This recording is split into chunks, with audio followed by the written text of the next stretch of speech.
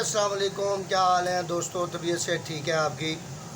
गुजारिश ये है कि आज आपसे मैंने जो ईरान की 408 किलोग्राम यूरेनियम अफज़ूदा की हुई यूरेनियम गायब हो चुकी है उस पर बात करनी है।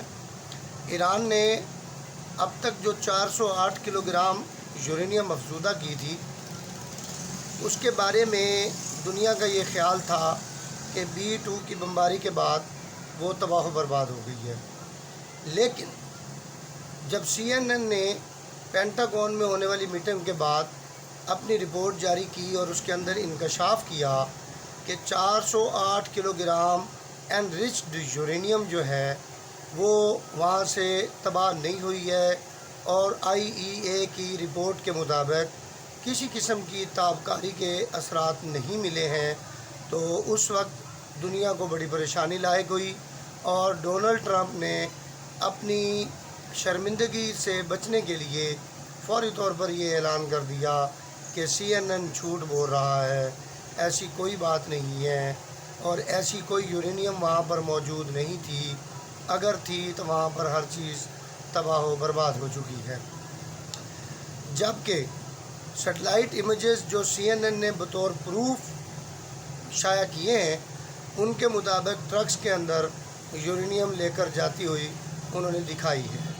अब सवाल ये पैदा होता है कि 408 किलोग्राम यूरेनियम, वो भी जो अफज़ूदा यूरेनियम है, अगर वो फर्दू के मकाम पर कहीं और शिफ्ट हुई है तो क्या आने वाले वक्तों में इसराइल इसको दोबारा बुनियाद बनाकर CNN की इस रिपोर्ट को जवाज़ बनाकर डोनाल्ड ट्रंप न सही, डोनाल्ड ट्रंप के अलावा किसी और प्रेसिडेंट के दौरे हुकूमत में ईरान पर दोबारा हमला कर सकते हैं या नहीं कर सकते?